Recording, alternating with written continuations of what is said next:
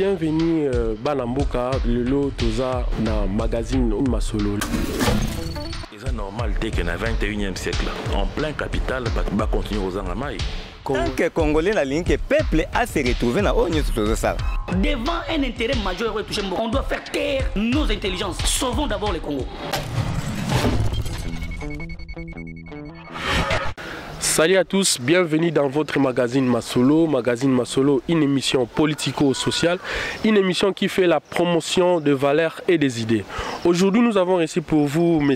Pati Malanga, Ntsomi Yabakongomani, cadre au parti Puna, communicateur et allié de l'UDPS. Monsieur Pati, bonjour. Oui, mbote mingi mwana mboka, mbote na bakongomani baso ba kolanda biso bipai na bipai, sans oublier bakongomani ba ingelo mboka ngele kuna ya ba diaspora baso na tombeli bango longonya bisika bizwami bango na PCP mokakoswa na tata mokonzi ekolo mwana mboka Félix Antoine Tshisekedi Tshilombo na musa munene wa kosala okati ya mboka biso Kongo pona koluka toujours kimia e ingela tout etandi ya mboka biso Kongo pe na pesi lisusu mokakoswa na leader ya parti politique nangai mwana mboka Excellence Élysée Iboko mwana Maposo communément appelé rescapé de débauchage na tombeli pe mokakoswa bisika bizwami sans oublier équipe technique na mobimba na pesi bango pe longonya. Merci mwana mboka Pati Malanga, biso pe tozana esengo mingi oyamba yo. Tofungola dossier na makambo ezo sala penza tunungu na kati ya mboka eza dossier ya Congolité. Pona yo Congolité ezani mwana mboka. Merci beaucoup mwana mboka na mutuna malamu oyo tuni. Il faut to limbolela ba kongomani bayeba. O etali Congolité. Ezali kambute bo mema yango na ndenge bakomi koluka komema yango na ndenge bakomi koluka bakene nango na ba acharnement inutile e bandaki boye ezongaki boye lekaki boye salaki boye te. Mwana mboka Noël Tiani apekisi mutu nationalité congolaise te. Aboyi moko azala congolaise te. Parce que ce qui est dans l'article 10, il y a constitution à biso, et que la nationalité congolaise est une et exclusive. Mais ce qui est dans l'alinéa que vous pouvez aussi acquérir la nationalité congolaise par acquisition, par adoption, par quoi que ce soit. Mais il y a des prérogatives et des préalables. Donc, tu boy na biso mutute, arzoa nationalité congolaise. Tu pekisi pe mutute mwana mboka. Mais mwana mboka Noël Tiani alobi na oetali poste ya président de la République parce que les fonctions président de la République est souveraine. Na oetali yango. Na ba autre fonction mususu alobi wana ezali ba fonction moko oyo il faut ezala verroué dans le sens que ba pesa yango accès bobele na Congomani ya solo oyo azali de père et de mère Congolais, Youssou sanguinus, Youssou soli. Même na Bible ba komi yango tanga na Deutéronome 17:14 jusqu'à 16. Okomona yango na kati ya makomi, ainsi dit l'Éternel. Eze eloko ya sikate et komama kino kati ya Biblia. Pe mwana mboka Noël Tiani aboyisi mutu Congolité te. Mais alobi kaka keno il y a des postes verrouillés oyo tokopesa yango accès. Kaka na bana ya mboka ya solo azali de père et de mère parce que ndeko nanga na kobombela ote il faut koyeba yango pe nazo yebisa bakongomani bayeba yango parce que biloko mususu ba mabino ngo na ndenge ya Ethiopie to lingate Ethiopie sa na biloko mususu moi transparence ezala pona panza makambo mwana mboka Pati likambo ya nation eza ko se définir à partir ya deux mouvements. Likambo ya nation, likambo ya nationalité, likambo ya congolité. Et ça, se définit dans deux mouvements. Mouvement liboso ezali dans l'espace. Mouvement mbale ezali dans l'état.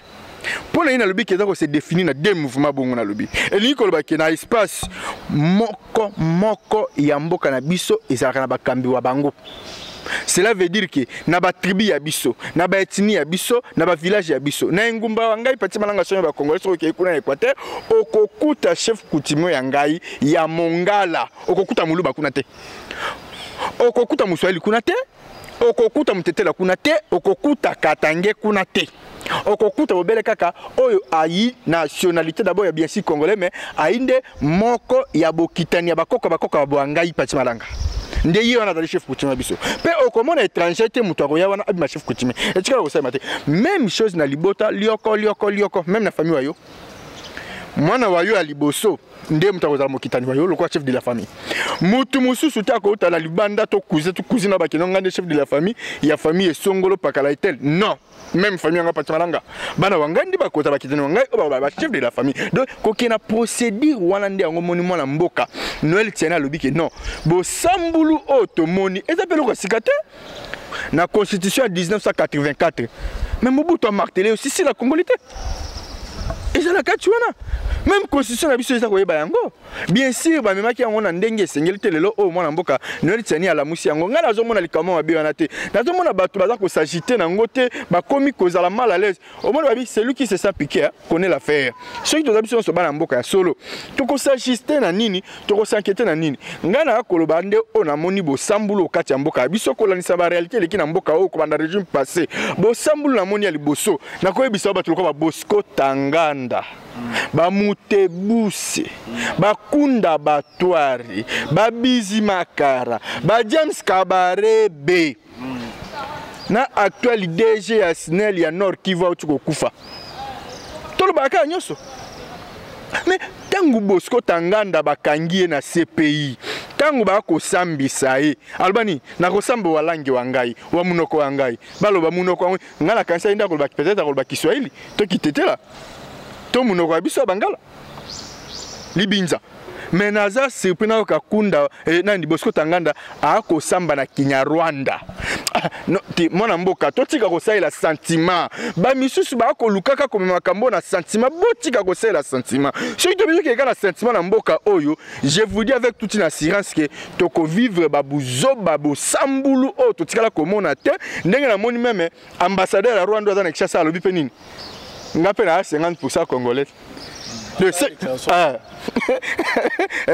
moi na mboka parti c'est que lobby pe a cause la peine la capacité à le papier ya candidat président de la République non moi na mboka parti au moins la teke dossier congolito ils dossier moko et compliqué et panza mboka parce que église catholique est rejeté déjà États-Unis ba boyango Monesco ba boyango po d'après maloba na bango baloba ki ba loi oyo ya ba congolito oyo eza lokwa discrimination na ba Côte d'Ivoire créa ba trouble panza et luka ba problème mais c'est comme pour s'en sortir ndenge ah ko parler un peu États-Unis on n'a pas comme télé mais la congolité bino pour s'en sortir ndenge balobi le Congo est un pays souverain il faut que toye ba kokumba Congo na respect ya souveraineté na yango États-Unis ezali Congo te Monisco ai Congo te oye le pe na Côte d'Ivoire ai Congo te église catholique pe ai Congo te mais to boy point de vue à mutu na mutu te pe to boy ba analyse à mutu na mutu te parce que Congo c'est un pays démocratique. La liberté d'expression est garantie. Tout le monde est libre de s'exprimer. Tout le monde est libre. Il y a coupé ça opinion waye. Mais ezana molongo penanzela. Ba o États-Unis lobby. Oh Monisco lobby. Oh bayi banganga nzambe ya bayambia église catholique. Ba lobby. To boyite dans ma bête. Mais biso ba vrai congomani du père et de mère du saint du sang to lobi boy to boy na biso makamba lobi mais le problème c'est nini poste ya président de la République est sacré ba poste msou régalienne ba poste ba généraux to moni trahison na kati ya est ya mboka na biso bo sambulu o ba généraux ba sali pona kotalisa ke ba to boite il y a peu des étrangers to yebike azana 50 mais na bolingo ya Congo mais baza mingi te ba to ko ba Mamadou Ndala nalo bango clair Mamadou Ndala qui 100% congolais te azaki 50% congolais 50% sénégalais. Si Sénégalais malien, si je me bise pas. Ouest Afrique. Ouais. Mais botala bolingo oyo Mamadou Ndala la kisaki okati ya Congo. Et puis muta recruter Mamadou Ndala avec Sodanan. Mamadou Ndala Soda Jean-Pierre Bemba. Mais moi mboka parce que moi na te yo peut se contredire moi moké. On peut cet exemple Mamadou Ndala coûte des exemples mo oyo e ko memba yo pe malamona aussi eto kwea. Po ana masolo to otala yo. Ba tu ba congolais pe ba Holanda yo. Po dossier oyo moi mboka parti malanga eza dossier moko très sensible. Il faut que Yambo l'appelle pour comprendre. Parce que jusque-là, nous sommes ensemble. La loi Mokebimika pour nous attendre comme Moïse Katumbi. Pour l'élection 2023, donc le Kola, Bino, IDPS est allié. Jusque-là, bilan négatif. Selon bande ko ensemble bozo banga Moïse Katumbi na 2020 lera o Tchalibaya ya ko mo créer da ba loi pour bokataye yo ko lobani pour na makamba congolité. Merci beaucoup tozana ta ko kata mutute. Est-ce que congolais nyo soda censé kara ko za candidat président na mboko? Toi ko za na ba poste régalien? Non. Tu peux aussi être de la nationalité congolaise. Au sein de commerce, au sein ko investir na mboka na biso.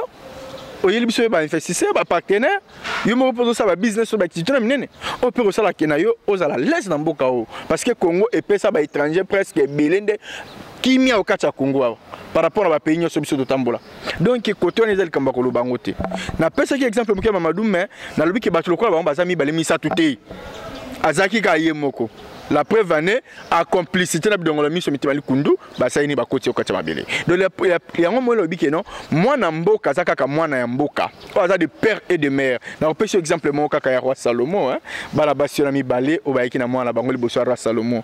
Balobi roi Salomon moi na biso moi na ngai o abi mama na bi moi na ngai. Mais mama okuna zo wela moi na bi fazo ka moi na wana nde ya ye. O mususu ya bi moi na za ya ngai.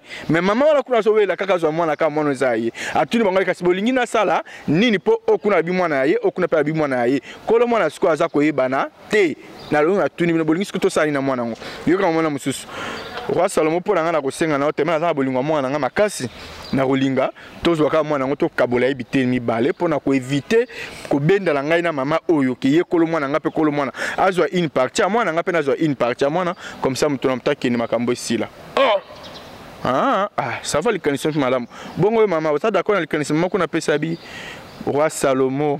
Yo kasiko yo vrai nationaliste de père et de mère. Yewa ba Congo mani bolanda, ba vrai Congo mana yo kasiko nationaliste ndenge a réagir saka. Yango mo epona likambo ya Congo ta ndenge Félix Antoine Tshisekedi ko se sacrifier. Ta ndenge mo na mboka Félix akola la pongite butu lokola mo epona kolukaka kimia ba Congo mani. Ta ndenge za ko tambo, ta ndenge ki ko séjourner na est kuna pendant mikolo ebele pona koluka toujours kimia o etika ko sale matin depuis ba dirigeant mboka pendant ba 18 ba 23 ans tout consort. Moi, maman wala lobi na kosenga na roi Salomon asala nini atiki la maman wala mwana akinde na ye mais sengo na nga kozala ta soki na oleka na venu wana na mona ka mwana ngo azali en vie. C'est ça les dirigeants que nous voulons comme de Félix Antoine Tshisekedi Tshilombo bato modèle wana bato lolengi wana mais bande ko na ngai ya ensemble bakomi koyika na kaka bango bango bakomi koloba kotia makelele c'est comme si bayebi likambo non bango ba molongo loko injustice parce que bozala ki la bango bosali union sacrée pas congolité bi est-ce que on a été congolité là même à venir il y a union sacrée les a sous assuré pour bango ba lobby so ka bobleki si loi wana pas bango ba bellali moi la bellali union sacrée et ko panzala. Au moins, on a déstabilisé la majorité au besoin dans le parlement pour ensemble, vous avez parti et accompagner Bino pour la vision. Mais le gars, comme il peut l'élection 2023, vous créez les congolité pour que et quatre mon candidat Moïse Katumbi a se représenter sous la 2023. Mais à venir, il y a union sacrée. Mais moi, je suis en Ebisio. Moi, je suis en Congolais de père et de mère. À cause de se sentir mal à l'aise, piqué, na cause de la loi congolité à moi. Mboka Noël tu pone lokoni tanga na article 40 il y a loi organique il y a Banque centrale du Congo. Article 40 il y a loi organique il y a Banque centrale du Congo. Il y a eu quelques dispositions ils a qui verrouillé oh ba boya ki et puis ça accès na n'importe qui balba qui pour être gouverneur de la Banque centrale du Congo. Dans l'article 40 il y a loi organique il y a Banque centrale et le baki vous devez être des pères et de mères congolais. Siko Salanine. La banque centrale. La banque centrale. Siko et Salanine. Siko union sacrée. Union sobayaka la banque centrale kuna ba 600 à l'aise parce que d'abord na mboka solo. Bongo tango moi na mboka Noël Tiana lobi que pour devenir président de la République, pour être généraux, pour avoir pour assumer ou accéder dans des postes ou des fonctions régaliennes tout consort. Au sommité de l'État sous consort la bloc lobby, il faut être des pères et des mères. Ceux qui moi na mboka Moïse Katumbi.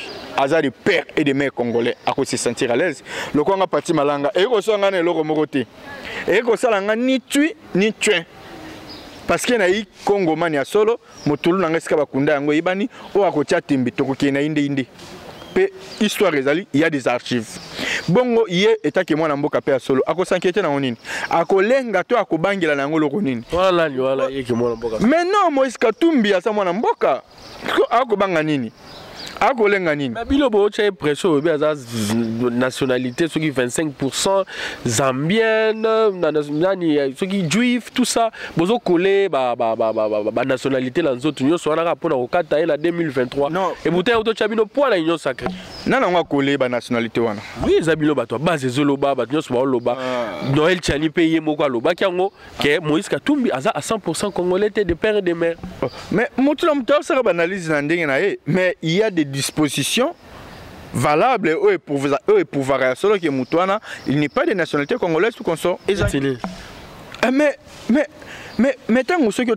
un mobile comme les Kondi na biso pour être de nationalité congolaise il y a des prérogatives et des préalables d'abord et préalable na sota na kata constitution de komona yango pour acquérir la nationalité congolaise. Pour la vraiment vraie nationalité congolaise à solo. Non par acquisition ou par adoption. Mais aux alavements bengi de yusu soli et de yusu sanguinis. Il y a des préalables simples. Tu as déjà que Mobutu n'a pas pesa qui accès après indépendance.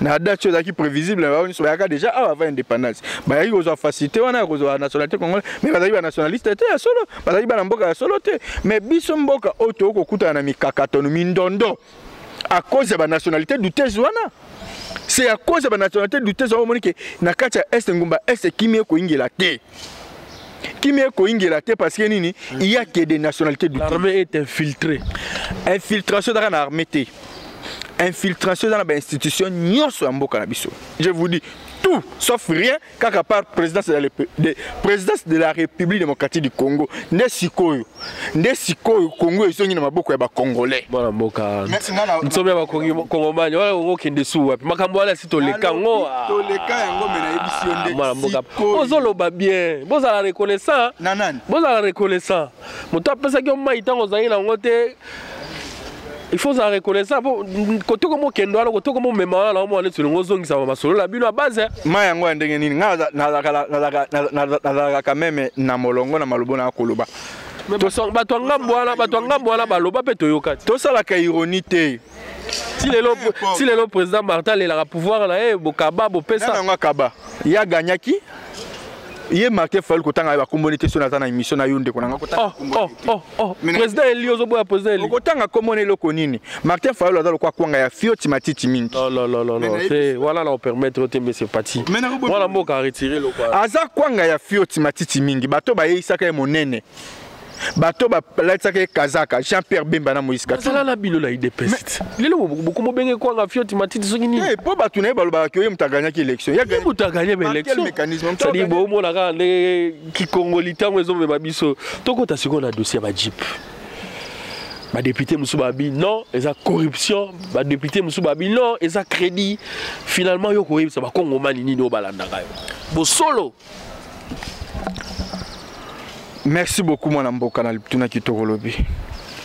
Nazo s'adresser kaka na ba kongomani oyo balingi bakota na biloba loba ya ba politiciens hypocrites, scrubes, pharisiens et des sadducéens. Oba kolinga kaka kokosa ba kongomani des races de vipères. Bol barabo solo le boso ba kongomani. Boko kosa ba mpone lokoni. Yango mona zo bisa ba kongomani abiki bosala ka confiance ba politiciens na biso nyonso tuté. Baza mingi te ba malamu.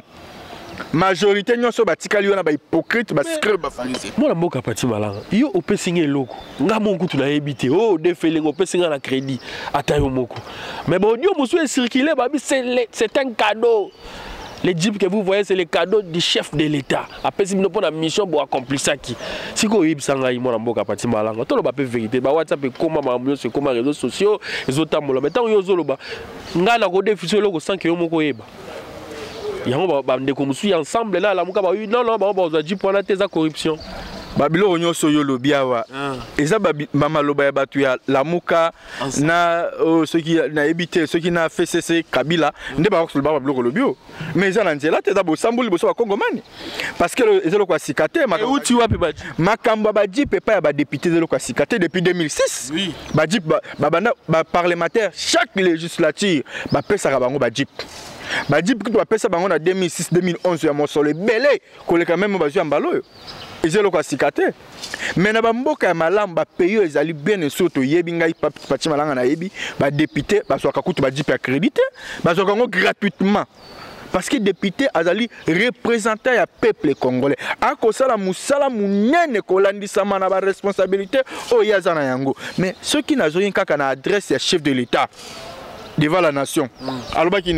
Il avait promis aux députés une rémunération à la hauteur de leur rôle dans la société. Et autres avantages, avantage mususu apesa ki bango oyo ezali kopesa accès na ba disposition na bango pour que et permettre na bango à tout moment proche na population. Chef de l'État promettra bango.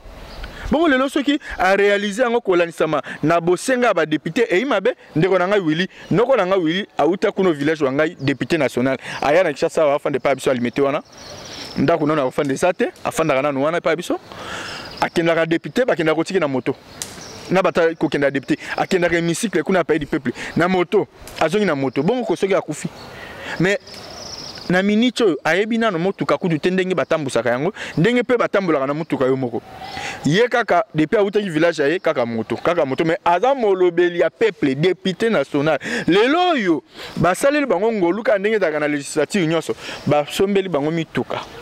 Mais bah, ils sont qui tout cas, basombeli bino eza à crédit. Baloba qui a un membre du bureau. Soki, oyo, à cause de la reçoit. Ah oui, bah obligé de me tourner ma capacité. Oh père oboya reçoit. Et tel n'ont pas gagné. Mais ils allaient toujours dans la législature nyonso. Bah pesa akaba député, mi tout kandenge moni, noko anga wili, a ko wele lango na lombangu parce que aina mutu kate attendre ma comme un député. Attends mon moko, bon salaire na ya bazo be molima bazo akabalo bazo voter. Est-ce que ça incapable en son matin voiture mo pour etambusa. Ndeko na ngai. Mwana mboka pati.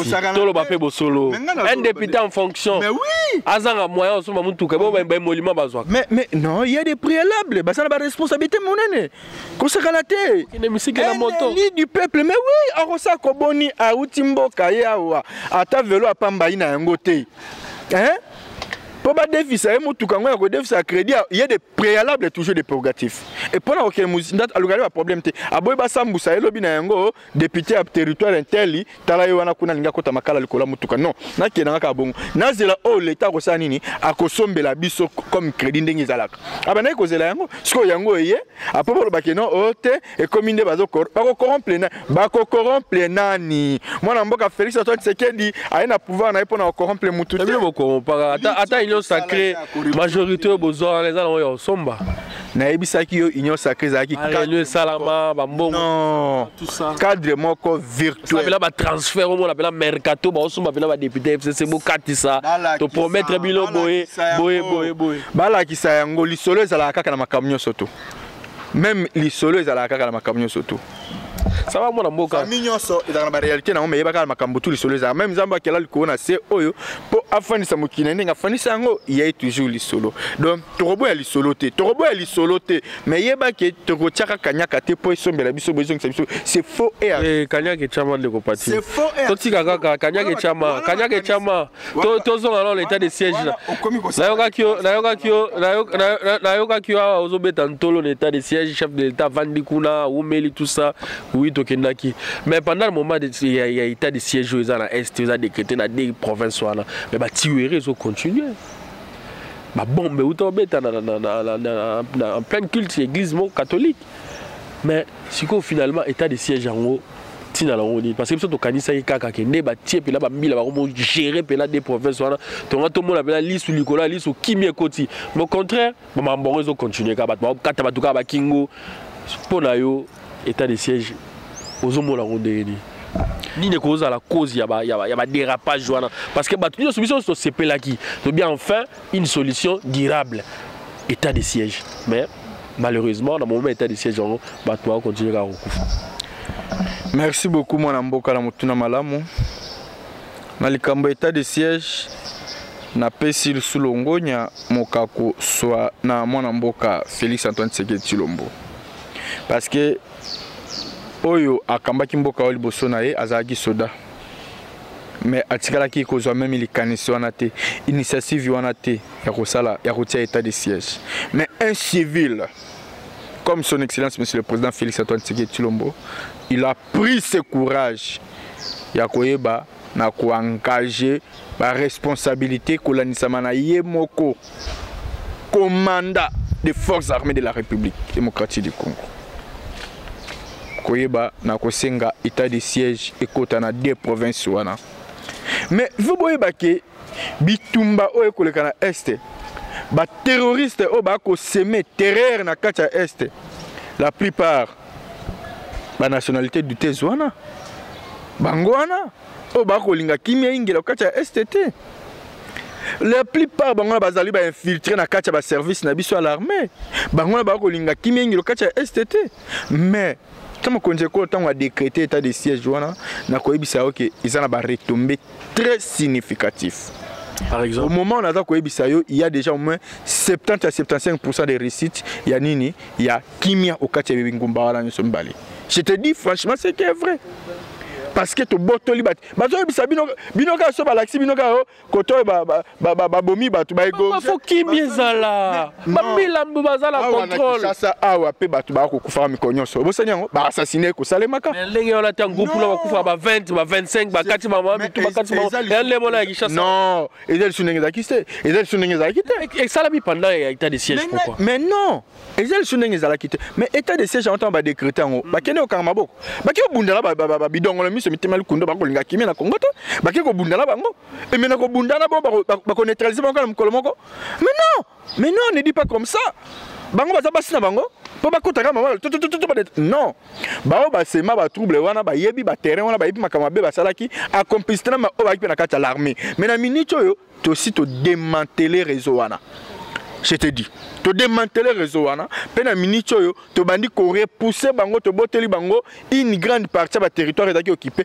o esalaki ba mibu ebele oyo circulation ezalaka te bana mboka kuna bazalaka te ezaki occupé na maboko ya badani ba terroriste mais na minute yo na maboko déjà ya armée congolaise pe zo na maboko ya mboka ba nini zo na maboko na biso moko ba congomani pe na minute yo ba kambi ya ba différents regroupements territoires tout comme ça ba commune ba ingeli wana pour vous dire que non il y a déjà avancé peut to constater ba makambu ya mabe na ba kati ba territoire mususu ba village mususu au 5 ba tia autant de militaires tellement to zaki na infiltrer na ba service na biso moko awa ba tieli biso ba militaire muke ba respecter ba effectivité chef de l'état ba kinini il faut au moins combien de hommes pour na est 21 000 hommes 21 000 hommes pour passer à Moussala Malamu, il y a éradiquer les terroristes, semer trouble dans la carte est. Mais respecter effectivement, chef d'État participer à la paix, il y a des militaires. Allez, attendez si moi, moi, parti, tu comme la souka, tu comme chité déjà. Respectez même pas, consigne. Si vous avez consigné mon konzamboka, tu m'as dit que tu as un bidon, mais tu comme de démanteler bango.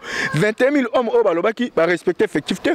Même ceux qui va foutre en bongo, il y a des soldats à peu près 6 000. Quelques, il y a eu au moins 14 000 à 15 000 hommes. Oh, bah mon anaté, oh bon la bango, bah ils ont mis dans le sens que bah foutimbo bon et tikali. Pour vous dire que non, même l'effectif n'était pas respecté. Pour la menini, bah cambio, on a mis le chef d'État ça a changé. Opération Sokola 1, Sokola 2, bah changé déjà bah chef d'antenne, bah chef d'antenne tu vois. Merci moi la boga parti, ngonga. En tout cas tu commis vraiment la souka, tu comme chité, en tout cas tu comme la souka en 30 secondes. Dossier matata polio pour battre la nation ma solo baba qui tout ne pas nayo dossier matata polio ba sénateur ba boy mais bio ba longoli militaire pour que akelle samba en 30 secondes poto ya mbata la mbalasima oya ko éclaircir naza vraiment moi mouké décide d'abord parce que y est mon chef de l'état lobby c'est un homme sérieux. Mais à zone déploré, justice en haut, vandimienté, tout ça. On a livrement 30 secondes en 1 minute au salle et la busso. Moi, résumé moi par rapport à dossier. Non. Dossier à Matata Pogno, c'est dossier moko yabo sambulu pe ya Sony. Oh yo. Sénat na biso batinga ki jemba kinde ko bombay. parce que Sénat tant va bomba qui est déjà tout à liboso Sénat abiso comment qui déjà moko ya ba association de malfaiteurs Sénat moko o ba ko bomba bidongolo mi somité mali kundu o balingi chanimo kachambo kaote mais croyant que na ba dossier ba bombela ki mwana mboka matata ponyo pona bango bakanisa ki matata ponyo ba dossier sili jokali matata ponyo azaka na ba la multitude de millions de dossiers tal le makambo za irinisation yango ni bimi matata ponyo bimisa autant de millions de dollars pona kokosa ki afuti ba famille wana oyo ba indemniser ba famille wana oyo ba zala ki victime na tango za irinisation mais tango ba ki na DGDP ko sala contrôle ba moni ata trace ya mosolo mon côté skali ko le kawana ko bima wana makambo bosambulo matata ponyo asali za la kate makambo bukangala nzo yebiango makambo ya aéroport oyebi yango makambo ya 1000 écoles oyebi yango makambo ya ba passerelle oyebi yango makambo ya banini banzela biloko ebele oyebi yango bane ko kota réunion à chaque semaine yawa ya rétro ceux qui troika bane ko bimisa ceux qui à peu près $5,000 par semaine est-ce que bosani yango mbongo bane ko kende salani ayela biso macro économique yawa ayela biso c'est qui vol moko intellectuel na niveau élevé pour comprendre kaka ba vol à modèle wana il faut zaka mona mboka Félix Antoine Tshisekedi oyo aye ko bimisa ba bulu ya ba mabenyo so esalema uta régime passé le tout moment ba komi ko landa na moko na moko ngai na ko lobaka kana justice sa musana yango justice oyemo président azolela la justice non président yemo azolela non à l'élité allo bende bo solo tu yo pour obetela mutu maboko te o pati malanga ba PC poste moko boye et pas tata mokonje ko mona mboka Félix Antoine Tshisekedi na ko sala malamu te a tata mokonje ko la betela ka maboko pona sa malamu te jamais ngaku na bia musée le père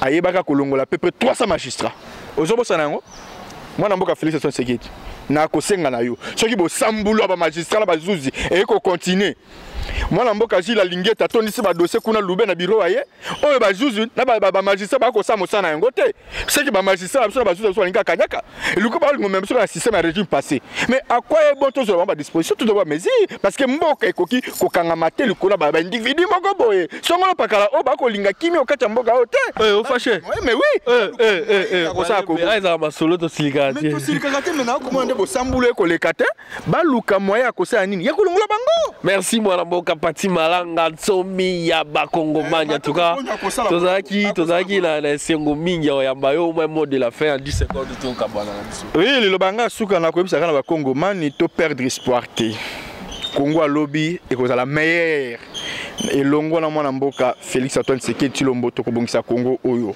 mena kobeta kaka 7 na général Kasongo numéro 1 ya ville Kinshasa na Itali sikita ya Kisasa azwa ba disposition likolo ya bana na yeba ujana ba ko tamba na molongote ba ko sala bo sambulo kata ville Kinshasa lokola l'état yite bango ba ko lobake motema ba bango e ko sala kaka o ba malingi oh bakunga ya biso swani na république des jungle oyo ezanga bakambi pe dirigeant yango na yebisi mwana mboka Sylvano Kasongo zwa ba disposition pour bango parce que simene uti koleka massa se betaki na ndenge moko inatandi bandongwana ki bango ba militaire à tel point que victime la population ceux qui bazu solution pour ba ujana te toko marché pe na yebisi na bande kwa fake na maître bande ko fait ya mise en garde na yebisi na bino boso na molongo ko landisama na demande ya gouvernement pour na biloko kolia ekita soki boboyi to ko sala bengi déboulonnage économique